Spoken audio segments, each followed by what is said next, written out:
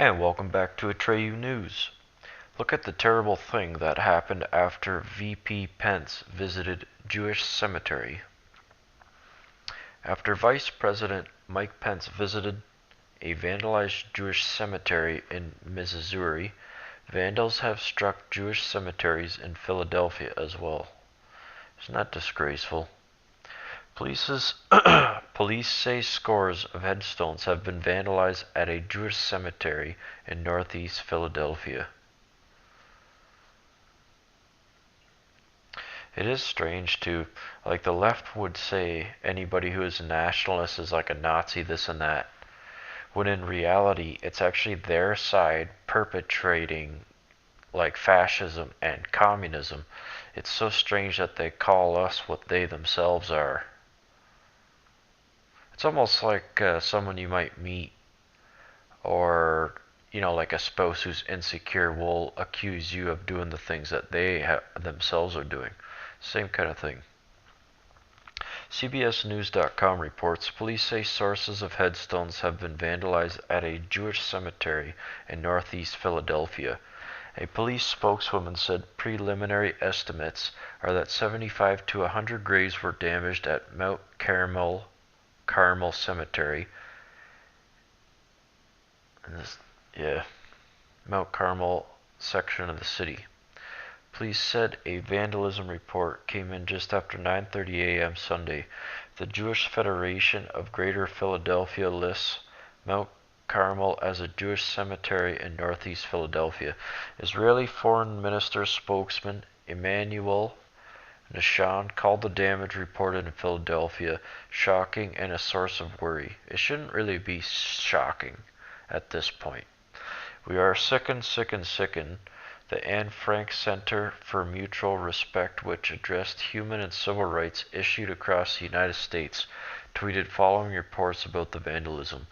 The organization called on President Trump to deliver a speech about his intentions to combat forms of hate, including anti-Semitism and Islamophobia.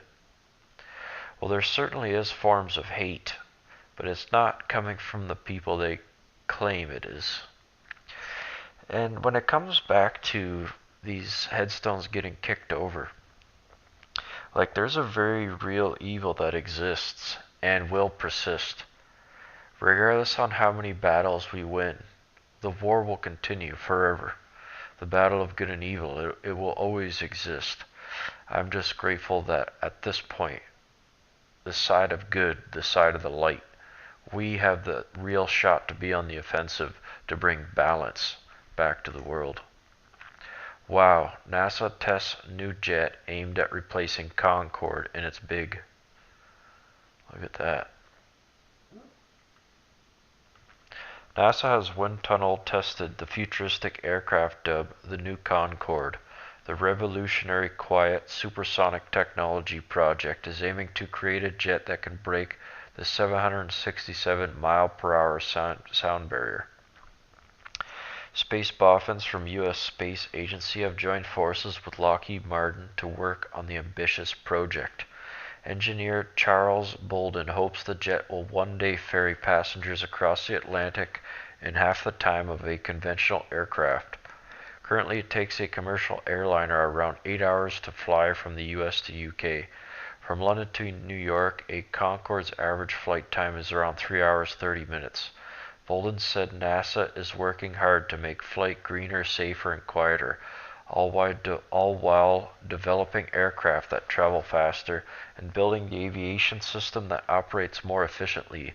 To that end, it's worth noting that it's been almost 70 years since Chuck Yeager broke the sound barrier in the Bell X-1 as part of our predecessor agency high-speed research. Now we're continuing the supersonic X-plane legacy with this preliminary design award for a quieter supersonic jet with an aim towards passenger flight.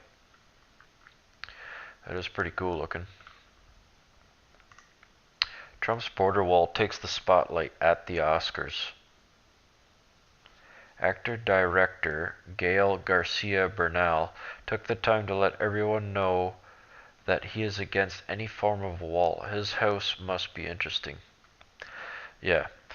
because celebrities, so many people listen to them. I actually listen to them not for insight. I listen to them for entertainment because they're so psychotic. They don't even live in the same world as we do. Let's take a listen. And flesh and blood actors are migrant workers. We travel all over the world. We build families, we construct stories, we build life that cannot be divided. As a Mexican, as a Latin American, as a migrant worker, as a human being, I'm against any form of wall that wants to separate us. Yeah, all these retards in the audience all live in separate communities, surrounded by, guess what? A wall. Not hilarious. How stupid do they think we are?